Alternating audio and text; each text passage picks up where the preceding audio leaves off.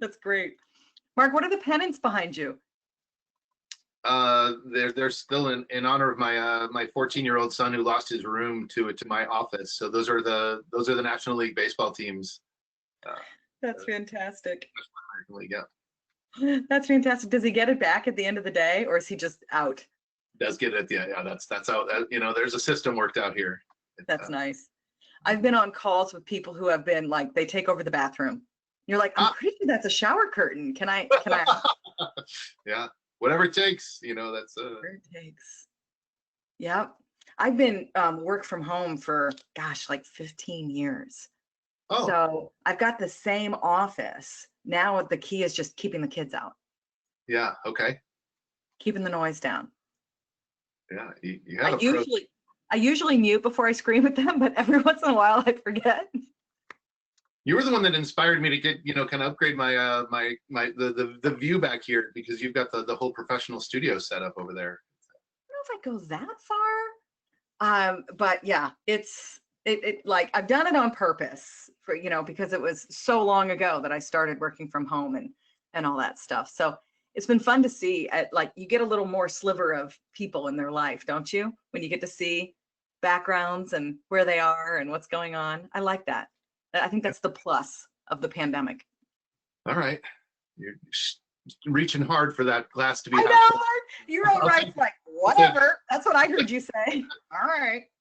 It's the humanization, like we all used to laugh at that one reporter. What was he, CNN? Who's like the kid crawled and then the nanny crawled after. And now like we've all had some level of that experience. Absolutely. Maybe even today if things go well, right? I mean, we have set ourselves up to laugh if that's the case. Yes, very, very true. All right, we've got just a few people, it looks like, still logging in, so we'll give them 2 more minutes, and then Lauren and Mark, we will get you guys started. Yay!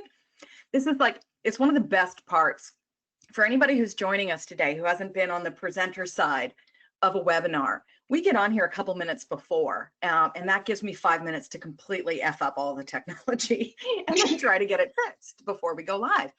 And then when you turn on the button that says, okay, we're ready, we're live, it's a little bit like a slot machine, right? The numbers just go and go and go, and you're like, yay, this is gonna be fun. I might be a little overexcited. Yeah.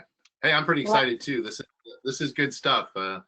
They did pre-work sessions. There's a ton of content. A ton, yeah. This whole idea of, wait a minute, I've been selling face-to-face or, not as much virtually. Let's brush up on those skills. That's what we've been doing at Factor 8 for 12 years. And I'm like, okay, what's going to be the most impactful? And I couldn't keep it to 3 or 4. I literally am talking about the highlights of like 8 or 10 of our classes in here. So we are going to speed through. It's like a sample platter. Mm-hmm. You don't like it, we're going to like this appetizer, I'm going to move on to the next one quickly. Everybody should be able to grab something and apply it right away. Great plan. That's what I'm here for. Or horrible plan, and it's just going to go too fast, and that's what you're here for. Oh, yeah, okay. To save me. All right. Well, with that kind of excitement, I think we got to get this started. And the folks are waiting, loving your joy coming from you, Lauren. So we've already got the comments coming in. So let's go ahead and get started. Hello, everyone. Thank you for joining us for virtual selling with Factor 8 here. We are excited to be joined by Lauren Bailey, president and founder of Factor 8, along with Mark Baird, Ascent Cloud VP of Sales, to share some great tips for those of you who are selling virtually. My name is Cassie Dodd, Ascent Cloud Director of Marketing, here to help. A few logistics to review before we get started. As you can see, all lines are muted. However, feel free to ask any questions you might have by using the question box in the toolbar. We will hopefully have some time at the end to address those. However, if we don't have enough time to get to them, not to worry, we will definitely be reaching out to you to make sure that you get your questions answered. And then we will also be sending the recording in an email to you as well. So keep a lookout for that. It goes out within 24 hours. So you'll definitely be able to reference this later on and share it with your teams for some of the great information that's going to be shared today. And I think that takes care of housekeeping. So I'm going to go ahead and turn it over to Mark. Thanks, Cassie, and thanks, 114 of you for joining us today. I think I know why you're here. You're probably here for the same reason I am. I lead a sales team of predominantly what I call field sellers. They were in the field, 1 to 2 weeks a month, and we don't go in the field anymore. And the messaging that Lauren has been putting out there around getting on the phone and sharpening your skills is exactly what we're all working on right now. And so it's a real honor to have Lauren here with us. She's very humble, but she's been doing this professionally as a sales guru for 12 years, and prior to that was the director of global training at SAP. She's extremely qualified. She's done some really neat work with a group called the Girls Club to bring more women into sales leadership, which is a great cause. And I just want to say, Lauren, thanks for your time today. We're happy to be here with you, and really excited to learn more. Thank you so much, Mark. That's awesome. That feels good. All right, it was a great session, everybody. We'll see you next time. All right, are we ready to go for this? I'm ready. Let's start with some stats and just talking about why we care about this, okay? When we've been in the field with people and we're able to interact with our customers, it's a whole different sales cycle. It's a whole different customer experience, and it's certainly a whole different sales rep and team experience. But you know what? Even though we may feel like we're now trying to sell with 2 arms and a blindfold, right? It's still a big deal. Look, more than half of customers' loyalty is totally dependent on us. Now, isn't that fascinating, right? The product, way down here, the service, the price, it's all about us and the experience that we're giving our customers. So let's amp that up a little bit and make sure that we're giving good phone, all right? The downside of this stat, unfortunately, is that the vast majority of people don't trust salespeople. Isn't that a crazy number, Mark? Like, it was double digits a year ago. It's plummeting. And in fact, it's a more recent stat than that from HubSpot. I've been updating this every like 6 months as the numbers fall. Here's the good news. We still have 1.5 points on politicians, ladies and gentlemen. So yeah, there's the upside. So there's this. And people like to buy, they don't like to be sold. So we're going to be solution-oriented sellers. We're not. Yes. Now, how do you do that when you can't get them on the freaking phone in the first place?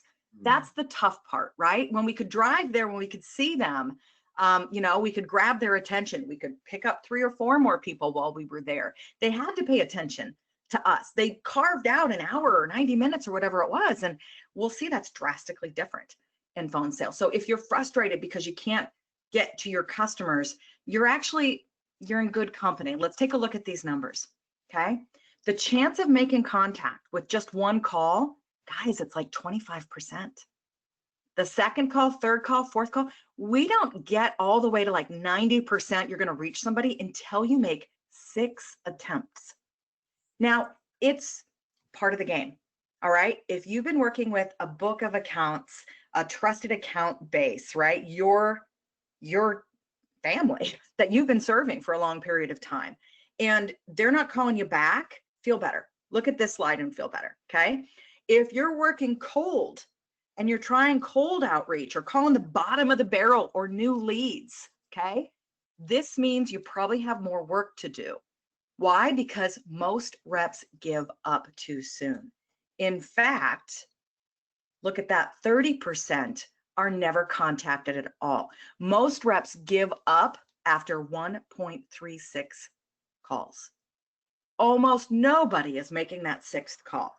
So if you're going cold, boom, here's your first strategy, okay? And it's a game we play, isn't it, Mark?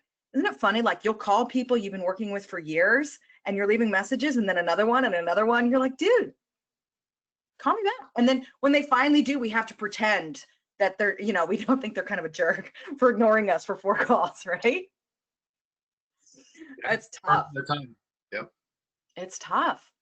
If you're getting inbound leads, even if it's an inbound form fill or people being passed, etc., you may have seen this before if you've been working in virtual sales, but if you haven't, it's really important.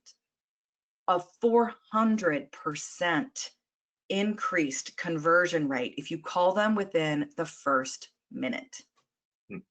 What this slide doesn't show is that it actually goes in reverse if you wait over a day. If it takes you a day to get back to somebody who has called you saying, I'm interested in whatever, your chances are negative. They have moved on and they're judging you right now. Why haven't you called me back?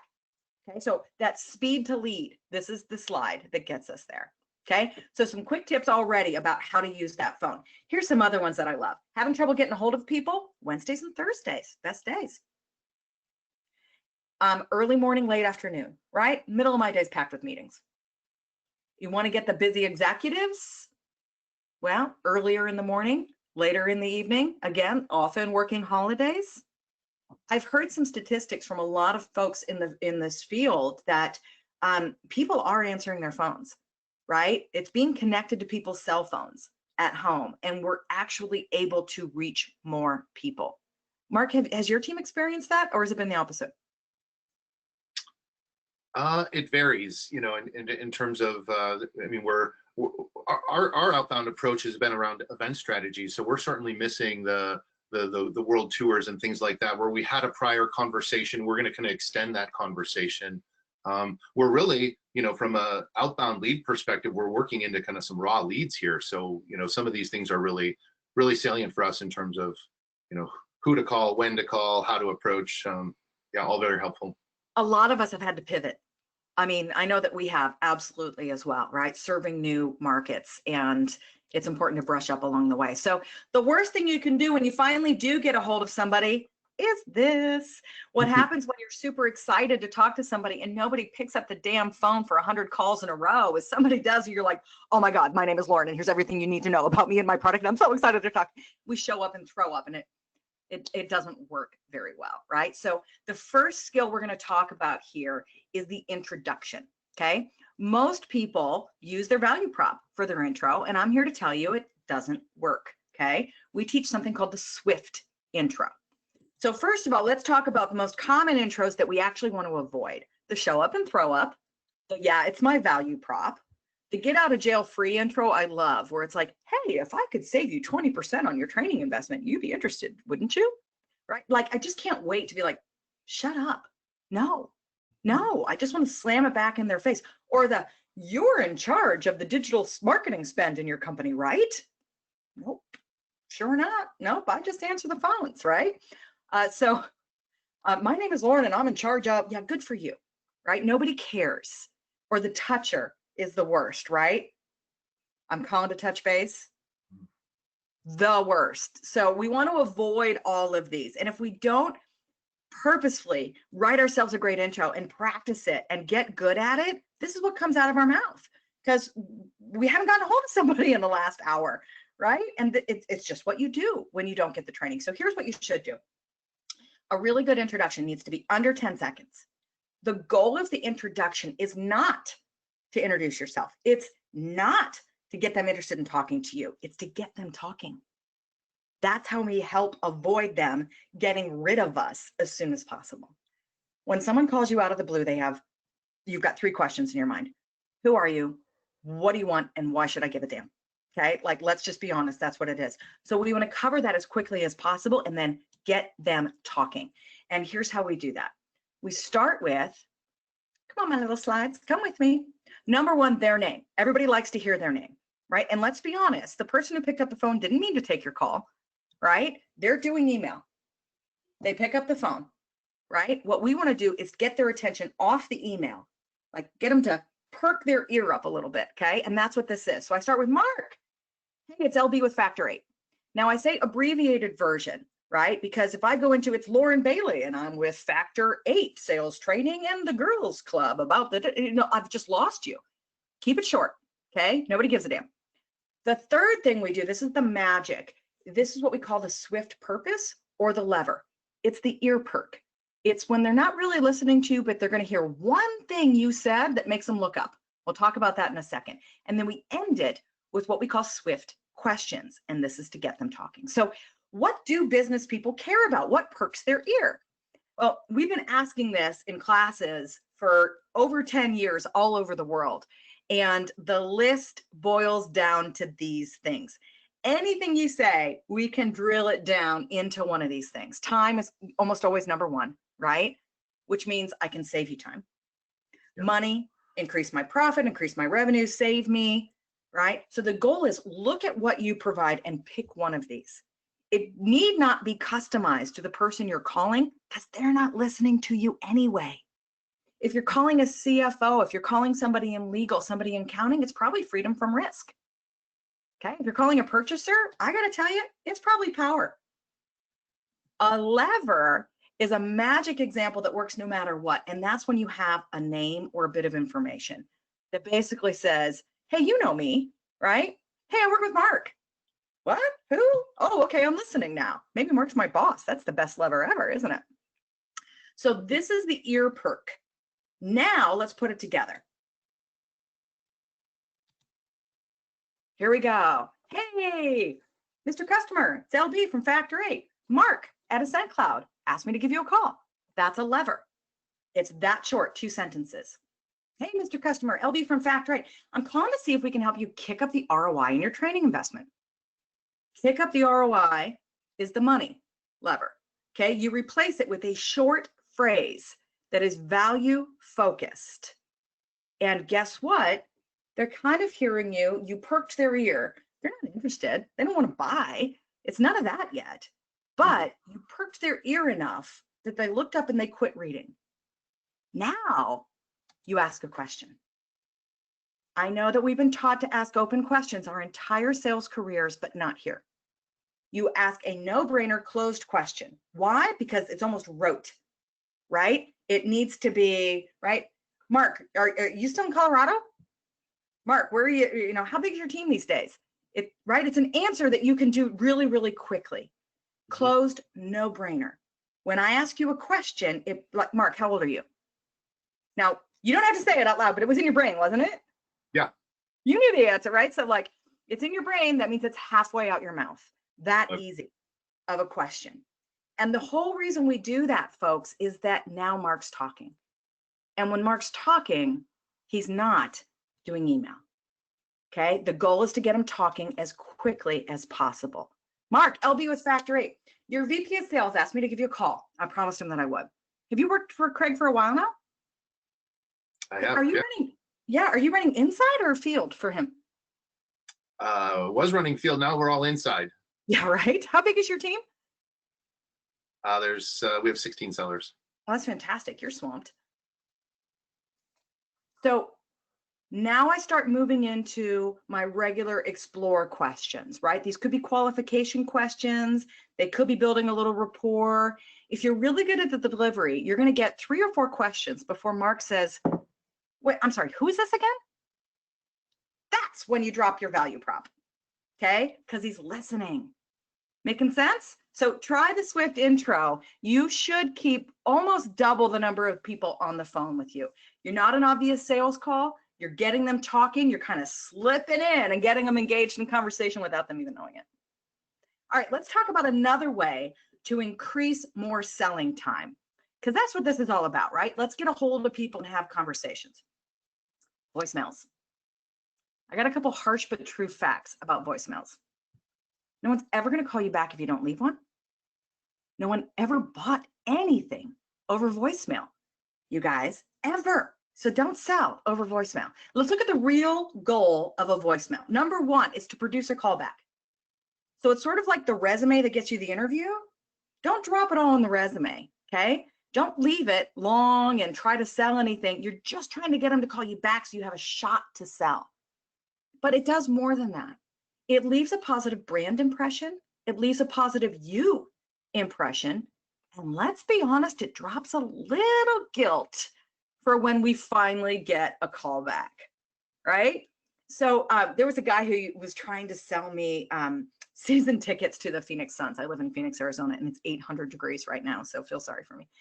And I hate basketball. I just absolutely hate it. And he called 5, 6, 7 times. He left voicemails. He sent emails. Like I could tell you his cadence. And every single time on the voicemail, like, it's like, that Sean is such a nice kid. Never going to call him. But how nice that he's not being a dick right now. Like, Lauren, it's my 27th call. Call me back.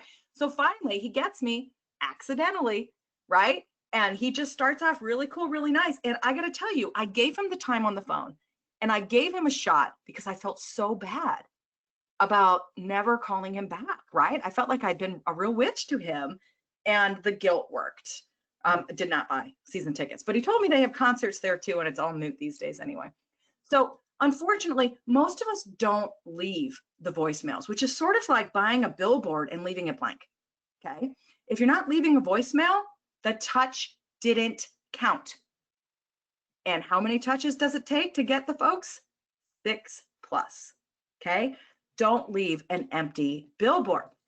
A good voicemail, under 20 seconds. In fact, I'm gonna make that even shorter because let's be honest, we almost all get it transcribed on our phones now, right? And if it goes over one screen of text, I get the gist and then I'm out.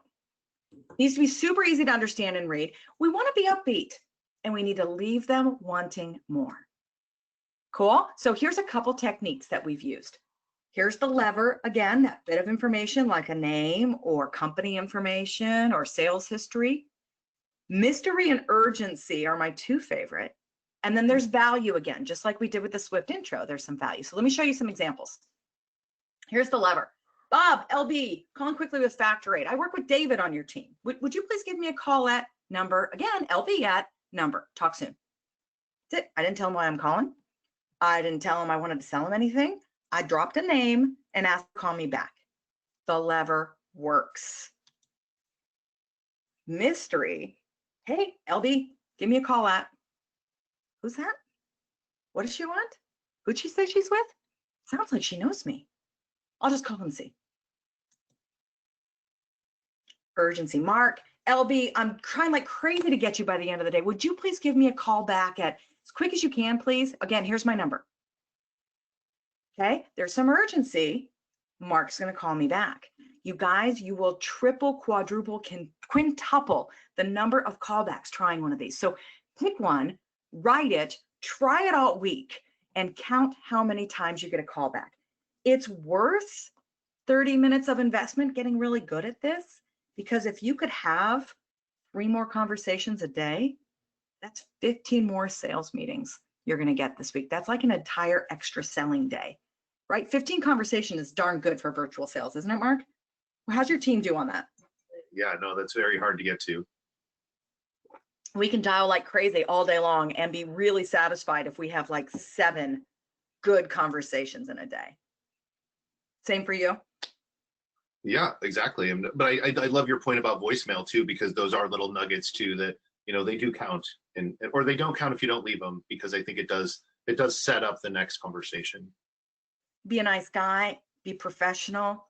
You know, don't hold it against them when they're not calling you back for, 2 straight months, and you get points for that. Listen, the Catholic Church has been using guilt for a lot of years. It's a powerful tool. We can use it in sales. I say it with love, folks. All right. So here's something else that's different. When you move from field sales to phone sales, your window of opportunity shrinks. Now, I'm joking a little bit, like your typical sales goals, when you get a chance to be out in the world and you're a bag carrier, right? You meet, you sell, world domination. I know it's not quite that easy. Mark, I've just like totally belittled all the hard work that you guys have been doing for years. But what I'm trying to show here is that in the virtual world, you get much smaller windows. There are many, many more steps that we have to go through. And something that's been really successful for my team and my clients is to break it down into call goals. What am I trying to achieve this call? Oh, well, I just want to qualify on this call. I just want to find a new decision maker on this call. I want to uncover one opportunity. I want to uncover and land one order or one quote or one trial. I want to get a repeat. So this works really well if you're trying to land and expand. I love call goals for account managers. But the harsh reality is, you guys, I mean, you get a 3.5-minute call on somebody who is not expecting your call, right? It's not a booked meeting. Pretty good, right? There are thousands and hundreds of thousands of BDR, SDR roles out there in virtual sales right now. And their whole job is to be like that tip of the sword and make the cold call. And most of them count a 3.5-minute call as uber successful. So that's the window you're working with. Pick one thing. that you're trying to accomplish.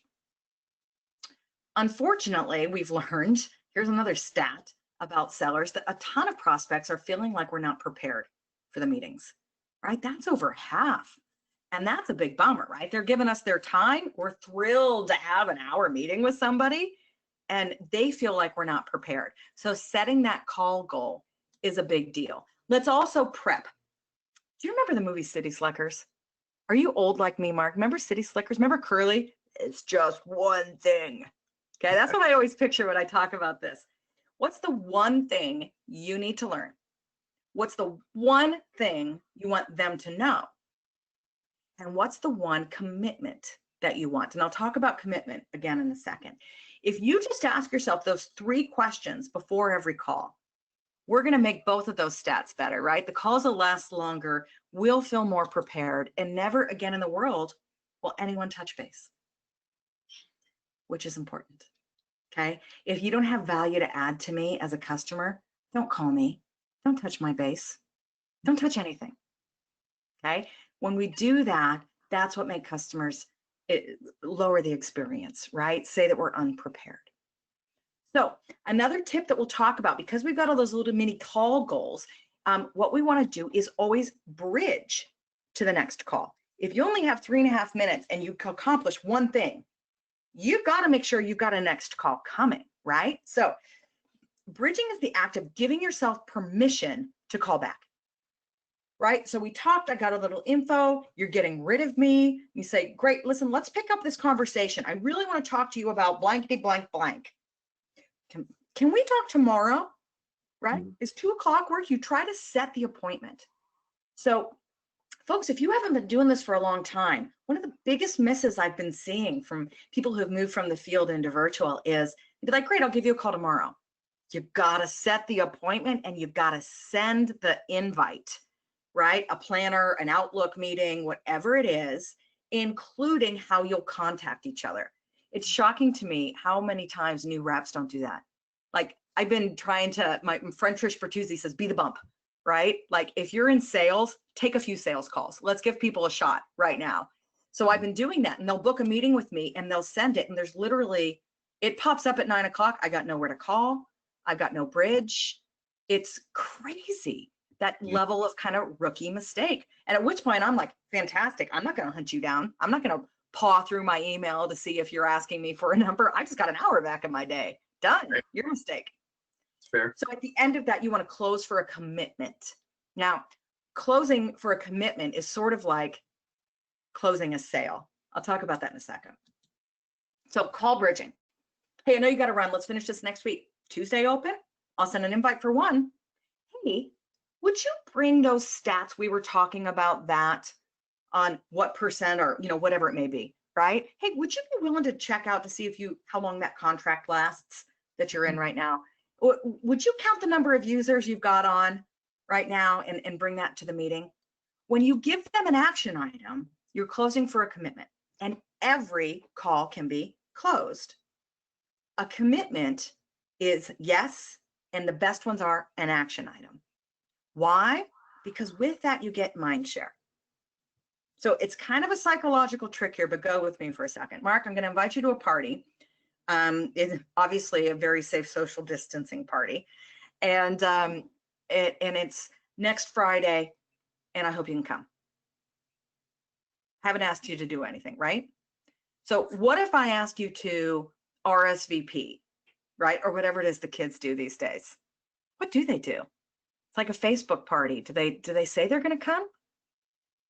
I don't know. I don't know. I remember making invitations to my birthday party as a little girl, and you write RSVP and ask your mom what it meant. When Mark RSVPs and Friday rolls around and he's sitting on his couch after a long week drinking a beer, and he's like, crap, LB's party is right now. I don't really feel like going. I did RSVP. The guilt came up to here, right? He's thinking about it, but I don't think it's going to get took us off the couch. So if, however, I assigned Mark an action item and said, hey, the party's Friday at 8 and you're bringing the beer, whole different experience, right? Yeah. You're sitting there now like, dang it, I promised I would, yada, yada, yada, I better go. Now, if Mark doesn't show, with the beer. It happens, right? But when I get a hold of Mark next time, is he going to be nicer to me? You're going to feel Yeah. awful, right? Yeah. Yeah. So try giving an action item, a commitment. There's high level commitments and there's baby commitments, right? There's like a 90-yard pass and there's a 2-yard rush. So you can pick, this is the art of the sale, right? You pick what you think you can get away with and ask, right? And when they do that, they're more bought in. They are thinking about you between now and then. In fact, when you send a calendar invite and they don't show, it's still on their calendar, even if they didn't accept it. And then they're thinking about you.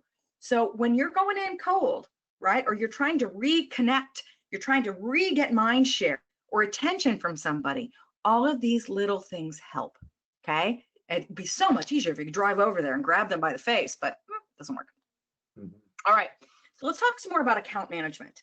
So for folks who are working with a set customer base, what we see most often, it's the 80-20 rule, right? We are order taking from the top 20% of our account deck, and we're spending 80% of our time there, right? There's like gold at the bottoms of the decks, and some of us are scraping those out right now, trying to find new industries and new people and new places to get orders. So let's talk about how we can do that a little bit. One of the first things we can do in account penetration is referrals. Now is a great time for referrals, right? If we're talking to our customers about trying to grow our businesses, about pivoting in new areas, about struggling, right? Everybody's there. We want to help each other more than ever in human history, I think, okay? And look at this stat. Over 80% of customers are absolutely willing to refer after a positive experience. Our job is number one to ask, and number two to make it easy for them. When our referred customers are actually 4 times more likely to make a purchase or do a loan if you're in that industry, or get a quote if you're in that industry, or buy a license if you're in that industry. And they close 69% faster. Isn't that crazy? Referred business closes the fastest. They also have a higher percent lifetime value and an 18% lower churn rate. So we want referred customers. And I will tell you that the reason we don't get them is that we're nervous to ask, right? Like, honestly, Mark, when's the last time you yourself made a call and asked a customer for a referral? I will cop to the fact that it has been over 2 years for me. I'm going to do it right after we get off this call. Nice. They're willing to. They want to, right? And every once in a while, I've gotten myself in this like pity party of, why haven't I gotten any? Because we used to have an entire business only on referrals, right? For 10 years, we didn't have sales or marketing. Our whole business was referral business, right? And I'm crying myself a river that I haven't gotten one in a month or two. I've never asked. So here's how you do it, okay? It is so much fun to do this in trainings and watch people just light up. Here we go. The first thing we do is bring it up, right? Hey, how's it working for you, right? Are you loving, have you been using Ascent Cloud? How's it been working with your business? What have you got on your dashboards? Did it work for the contest at LevelEleven? Like you talk about the last sale, okay? And then you ask them a positive leading question to get them raving, right? So how did it work on your contest last month, right? And you get people to tell you the story, and you use your notes to tag the value you were talking about, right? Like, listen, I remember that speed was really important to you. Did we get it done in time, right? Or I remember the big thing was trying to hit 80% ROI. Did we hit the target, right? So you kind of bring it up and anchor in what was important to them and get them raving, okay? Get them to go, oh my God, it was fantastic. It worked so well. Ask some follow-up questions. You want them to go on a roll. Now, if that doesn't happen, stop the process here, right? Stop and fix. If it does, then you repeat the benefit. Oh my God, I'm so glad we got it done in time. That's wonderful. hey, do you know any other heads of sales teams that would need help getting a solution like this fast? People who love to be referred to me are usually leading BDR teams, AE teams, account management teams. Maybe they've just kind of gotten past all the setup to virtual and they feel like their teams are needing a little motivation. Like, you paint the picture for them of who you're looking for. Here's another example. This one is one I did last month for a mortgage insurance group. So I'm calling to make sure that you and the Smith family were happy with the mortgage insurance services last month. And remember, the speed was critical for them, right? Oh, I'm so thrilled to hear we helped them close on time. Now, who else in your office might be working with something hot and appreciate the fast turnarounds? And then we go further, okay? The deal when you're trying to capture a contact, whether it's through a referral or cold, is to help the person think of someone. So Mark, we're gonna do this live, okay? I want you to picture the person in your company who is in charge when you need to change your benefits, add a dependent, switch out your coverage. Are you picturing the person in your head? Yeah. And what's their name? Tony. There you go. So I would use that if I was trying to sell to HR leaders, right? What's Tony's title? Director of HR. Okay. Yeah. So boom, there you go. So we want to help them picture who that person is. Sometimes titles work, sometimes it doesn't. Like, if you're selling maintenance or facilities products, you might talk to somebody who is like, hey, who do you call when something breaks? Who do you call when the trash hasn't been emptied? Who do you call when the lights aren't working in the break room? So you kind of put it in their language of when they would talk to somebody. If you're selling to payroll, right? Who do you call when your paycheck's screwed up? Now you've got that person's name, okay? If you get them to picture it, it's halfway out their mouth, just like what we were doing before with our Swift questions and the closed questions. Cool? So the other thing you can do is drop titles.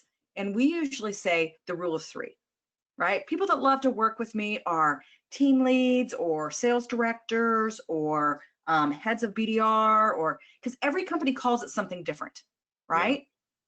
Yeah. And so even if I say, I like to work with vice presidents of sales, you're like, oh, well, you're already working with me. And that's like, I'm it, right? But if I throw a nugget instead and be like, a lot of times there's marketing leaders with BDR teams who like to work with me. You're like, oh yeah, that's Sue over on the other side of the business. Yeah, got it. Yeah. All right. Good So idea. once you get them thinking of a name, now you go for more. This is where most people stop. Okay. Oh yeah. Well, you could call, Sue Clancy. She runs a blah, blah, blah team. Okay. But we want more than that in sales. Okay. So we're going to use baseball here again. The first base is to get Sue Clancy's full contact information, right? Like, oh, that's great. Now is that Sue at ascentcloud.com? Oh no, it's actually Sue, whatever, right? Great. And do you have her number handy? Got this far, right? Right. And now it's on you to be like, actually, I'm really super uncomfortable doing that. Yeah, got it. Right? But there's some pressure, there's some tension there. You're going to lean in, especially because we just had this great experience. Mm-hmm. We can go even further there and say, Mark, is it okay if I use your name when I call Sue? Now you've got your lever. All right. The second base, when you're doing even better, is when you ask for an e-intro. Right? Like, oh my God, I'd love to talk to Sue. I'm not sure she's going to take my call. Are you open to even doing an e-introduction to both of us? In fact, I could send you something that just has some basic info that you could forward. You're of course welcome to edit it, but let me make it easy for you. I'll send you the intro, you forward it and copy me. Would you be comfortable with that? Of course. Okay. Yeah, they're buying in along the way, right? I have had a good experience with LB. I think she really could help Sue. Let's go for this. Now, you want to take it even further. Third base is, hey, Mark, do you talk to Sue often? Would you mind saying good things before I call? Tell her a little bit about your experience, and she might actually take my call that way. I'd be happy to. And the home run that I don't see accomplished a lot, but I have seen it done and it's beautiful is, oh my God, I would love that. Is there any chance we could actually dial Sue in right now and just do a 30-second intro while we're together? Right? Now that's somebody who you've got a good relationship with, right? And when that happens, boom, that's fabulous. And then they have this pressure. right? Like if we dialed Sue in right now, Mark, you'd be like, you couldn't be like, this is LB, and she was kind of a pushy bitch and made me give you her information. You'd be like, wow, she's fabulous. So You just tricked me into calling you right now. She's that good. It's is that right? We're doing this live. Here we go. All right, so here's some more examples of what it looks like. Thanks. What's Mike's actual title? Do you mind if I use your name? What's this extension? The e-intro. Hey, he's going to be much more likely to talk to me if he knows it comes from you. Are you open to doing an e-introduction to both of us via email? I can even send you a sample. So guys, these are my little mini scripts. I'll let you read the other ones. The idea is take this in theory and use your own words, okay? When we use scripts, we kill engagement on the calls. And that takes me to this next section. This is the goal, right? We want the people on the other end of the phone with us excited, engaged, hands in the air. Really hard to do over the phone. But all too often, if you are, this is especially for BDRs and SDRs who are out trying to set meetings right now, okay? You ask any BDR, SDR, and I've asked thousands around the world, what's the goal of your call? It's to set the meeting. It's not, okay? I want to switch the mindset. It's not to set the meeting. The goal is engagement. And if you get that, the result is the meeting. It's a big difference, okay? Most BDRs, SDRs are reading scripts. They're kind of hiding behind it. Damn it if the customer doesn't go off script. As soon as somebody actually talks to them, boom, they're trying to book the meeting instead of actually generating interest. And unfortunately, it means most of our sales calls feel like this guy's making your calls, right? He is not engaged at all. And it's time that we break out of that. Now, I don't think that that's going to happen to the folks converting from field. I think we wind up with this guy when we have brand new, young, script-based sellers. And they're coming in to work for day 89 of making 100 dials, and they're just going through the motions. And I think it's an epidemic in the virtual sales world. We have forward, burnt out BDRs and SDRs reading scripts. And if you try just a little to do something different, you stand out like crazy. I love Seth Godin. The first step to becoming extraordinary is to just stop being ordinary. I have talked to a rep who literally, this is hilarious. What's his name? Kevin. And Kevin will be like, hey, how's it going? Fine, how are you? Well, it's Costume Friday and I'm wearing my Easter Bunny pants, so I'm doing pretty great. He literally had said that on the call. And that's a pattern interrupt, right? You can't just sit still and listen. Like have you ever heard somebody say something absolutely stupid and crazy on the phone, Mark? I know I'm putting you on the spot, but what's the weirdest thing you've ever heard? the weirdest thing I've ever heard. Yeah. I don't know. We don't hear it often, do we? Yeah. Right? Like we don't hear, oh, yep, I'm good, all fine here. And now I'm just going to roll right into the business. Like if you put orange juice on your Cheerios instead of milk, lead with that. If you like your French bulldog better than your husband, tell people. Like we're all just trying, like it's boring. So have some fun. And what I find crazy making is that as sales leaders, we look for personality, right? We hire for it, but then we hide them behind a script mask. So break out a little bit and let your freak flag fly. Try just having some fun. One of the ways we teach engagement at Factory is using the Engage-O-Meter. Now, during class, we're going to go through and talk about how can you tell when somebody's a level 1? How can you tell when they're a level 3, a level 4, right? What are the signs? Then we listen to calls and we grade where the customer is on their engagement. And then we talk about what we can do. Like, how do we take them from a 1 to a 2 and a 2 to a 3 and a 3 to a 4? But the real magic is secret level 5. Secret level 5 engaged customers will bring more people to the meeting. They will go do research on the website. They will leave you reviews. They will refer people to you. These are crazy, super engaged, excited people about you, about your brand, about the experience. We get that almost all the time with Girls Club, right? We're changing these women's lives and they're just uber passionate about it. All it takes is one or two of those to know, okay, that's what I'm going for every time. Like, what does that look like and feel like? That's the goal. And if we shoot for that and land at a 3, that's a damn good sales call. Okay. But when we're script reading and we're going through the motions, unfortunately, we barely crack 2.5. So here's some ways to build engagement. Number 1, business acumen. Some of us have more time to train than we have in the past. If you don't have a long history in business, brush up a little bit. Okay. Unfortunately, a lot of the kids that we hire today aren't getting that business acumen. They're afraid to ask questions and talk to C-level because, damn it, they might ask questions back, and I don't know if I can handle that. So ask business questions and actually get a higher level strategic conversation. Talk about how trends are affecting business. Talk about how goals are changing. Talk about strategic initiatives. All 3 of those, generic, work like charms. Add a value nugget. Okay. When you can be talking to somebody and drop in on interesting statistic, an interesting study, something that they can use. Oh, wow. All of a sudden they look at you differently, don't they? Right? Like you're this value added consultant. You can share something personal. That's the freak flag. It's actually the fastest way, I think, to build rapport, to just be human and share something that's going on with you. So a lot of people are using cameras for the first time, right? With the pandemic. And I'm a camera bully.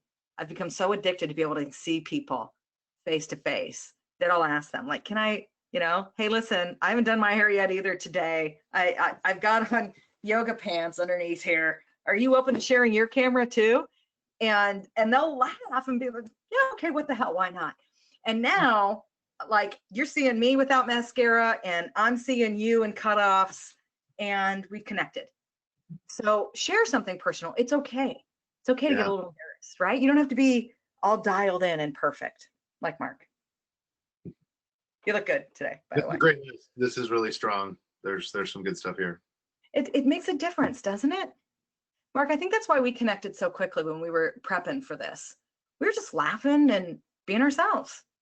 And that made it all, it just changed the entire experience, right? Now we're humans and we're going to be pals instead of us being, professional colleagues. Another way to kill engagement is to trash talk some competition. Okay. So when you're out selling your solution and you ask what they're using and they're using your competitor, you say good things, right? I've heard great stuff about them. I talk to a lot of people who use them. What do you love about them? How would you rate it on a scale of 1 to 10? Oh, wow, why didn't you give it a 10? And there's your opening. Mm-hmm. And the last one I will do, in fact, beg, is please ask at least 5 questions before you pitch. Mm-hmm. Okay? There's a lot of stats that talk about the fact that buyers don't believe that sellers have a full grasp on their needs. Like, that's the number one reason we don't close, because we didn't ask enough, right? We heard a tiny little opportunity and went crazy and started just showing up and throwing up all over folks. So remember, the goal of the call is engagement. It's interest. And when you get that, then you have a better shot at the close. I read a really cool stat by Gong this week that says when you talk about next steps, so it's that call bridging. Mm-hmm. When you talk about next steps on the first meeting and you paint a picture of the concrete next steps that we're going to take going forward, the people who did that more closed the most deals.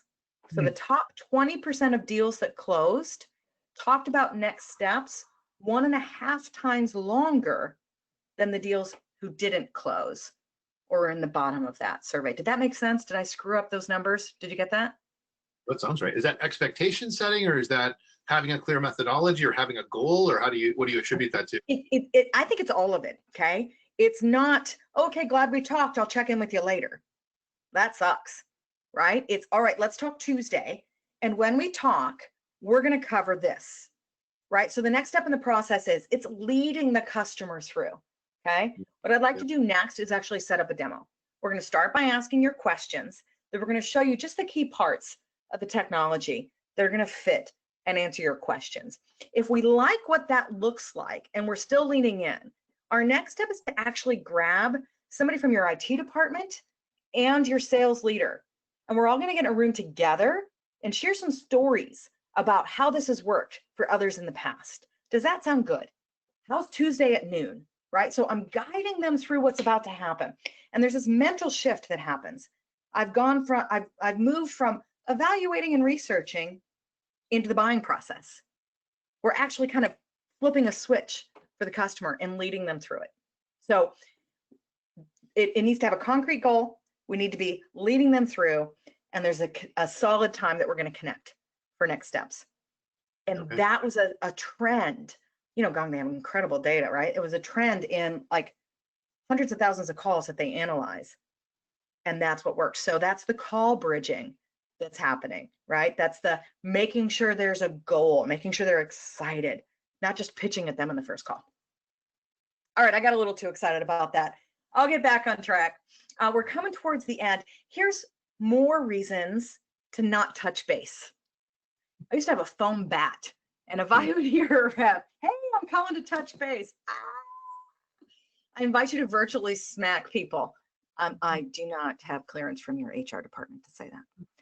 All right, so what other reasons can you reach out to people right now? Here's 14 quickies, right? You might be sharing tips or trends. You might be sharing content, case studies. Maybe we're going to go to a webinar together. I want to ask you a question. Could I get your expertise on something? I had a customer ask me a question, this is number 8, and I thought it was a really good question. I wanted to share it with you. I send job openings to different people or candidates to different people. Maybe there's a lead that you can send. Maybe you have a quick question for them, but come up with some reason, right, to call and engage instead of just touching base. If you're not adding value, don't waste my time. All right, man, we went through a sample platter of all kinds of different tips and techniques. Mark, which one does your team already do really, really well? Which one do we do really well? I think our team does a really good job once we get folks on the phone. I mean, we're a very well-supported sales team, and you know, when we were brought opportunities, we know exactly what to do, and we will show up and ask 5 questions, and we will try to bring them something interesting about their business, and we will try to make that a relevant experience for them. The challenge for us is those conversations are harder to come by right now, so we're working our way back up the food chain here. So there's 2 answers. I think we're good once we get you live, but it's we need more strategies to get people live. Yeah, getting them on the phones can be tough. So that was some of what we talked about at the beginning, right? More dials on the right times, better voicemails, better intro so that you can keep them on the phone. We also teach a class called the brush off. You know, when you get somebody on the phone, they're like, oh, I don't have time right now. It's not an objection, it's a brush off, and you handle it differently. But like when somebody actually picks up, like, oh my God, it's gold, don't waste it, right? Right. Yeah. So good. All right, so here's our offer at the end of this. And Mark, I know that you've got one to give to people as well. So each one of the things I talked about today, we've got classes behind it, and we do it virtually. We call our platform the Sales Bar because we have a lot of fun at Factor 8, and we've got learning shots and happy hours and course chasers and all kinds of fun stuff. So if you're interested in digging deeper into one of these skills for you or your team, email us at info@factor8.com and we will set you up with the right one. Mark, what do you want to talk about? Well, oh, I man, mean, your picture on here. Here it is. The Ascent Cloud is a combination of 2 really popular App Exchange products. The one I was predominantly with was GeoPoint, which is we bring Google Maps into Salesforce for all sorts of great time-saving, increasing revenue type use cases. The lever, right? Like, hey, I work with Mark down the street. Isn't that the lever? I work with this company and that company that you drive by every day. Yeah. So location-based references. Yeah, very good use case. And we're also lucky enough to now be able to sell the LevelEleven product suite, which is a sales performance management suite, which includes scorecards, so you can keep track of how people are performing. There's their contests, there's coaching modules that are, you know, it's it's been I mean, we're using these tools ourselves internally to motivate the right behaviors to help people goal set, and we're seeing success with them. So we're very lucky to sell some great solutions, and we'd certainly love to have the chance to talk to the folks on this call. I've talked to a lot of folks who have literally said, it was especially on a girls club call last week, like, thank God I'm using LevelEleven, because leaders are struggling to keep teams engaged right now. And it doesn't have to be a scoreboard on a sales floor, right? It's a scoreboard virtually. And it helps keep track of what folks are doing, but it helps make it fun and gamify it at the same time. And when we don't have that, the number one thing I hear from leaders is that they feel like they're micromanaging.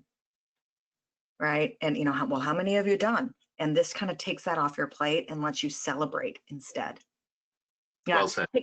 I have to say thank you, by the way, to LevelEleven. Again, I'm going to go backwards one. Sorry, guys, 20-second commercial. LevelEleven stepped up, Ascent Cloud and LevelEleven, to sponsor a summer camp program for Girls Club. So for those of you who don't know, Girls Club is about getting women in sales to the next level, earning promotions. And we do that by doing management training and confidence building and mentoring. And we were really sad we couldn't do our finale conference for our Generation 2 cohort. And so we extended summer camp, and it was a free opportunity for anybody who wanted this virtual support and kind of get a taste of what it was. And you guys stepped up to sponsor it for us so that we could make it happen for everybody. And the women who have been in it were so happy to have the extension. And then we thought, you know what? I bet we could probably get another 100 women who would be interested in coming in and trying it. 425 people from 18 countries are registered for summer camp, thanks to your help. Well, good for you guys. Congratulations. Isn't that cool? I'd love to be part of it. Yeah. Oh, Great. I'm so grateful. I'm so grateful. Okay, I think we've got questions. We do. I mean, this is a lot of information. Thank you both. 20-second clap. Wait, well, then I'm going to talk real fast, which is what I'm great at. However, if we can't get all the questions, they will definitely be passed along to Mark and LB so they can reach out to make sure that everybody does get their question answered, even if we can't get to it right now. So one of the questions is, if you can, LB, just touch on again, what does SWIFT stand for? So what's in it for them? We've all heard about, you know, WIIFM. Like, so what's in it for me, man? What's in it for me? And so often we focus on that as sellers. And most of our intros focus on that, even our voicemails, right? I'm calling because I want to achieve, and my goal is. And instead, if you can whip it around and say, so what's in it for them? What's the focus? What's the value nugget? We use that a lot in different types of training and throughout the Factor 8 curriculum. But the SWIFT intro is probably our most famous class of all times because it makes a huge difference. Thanks, Cassie. Awesome. And then we'll do one more question, and then just a reminder to everybody, we will be sending this out, the recording and the deck, so that they can view it again later, share it with teams. So the last question we will touch on right now, any tips on how to get the name of the person you want to talk to? I find myself calling lists sometimes that don't include the contact name, but I need to find the person, quote, in charge of HR or in charge of marketing. Yeah. So you're trying to capture a cold contact. And the first thing I invite you to do is make it a game. All right. You are on like James.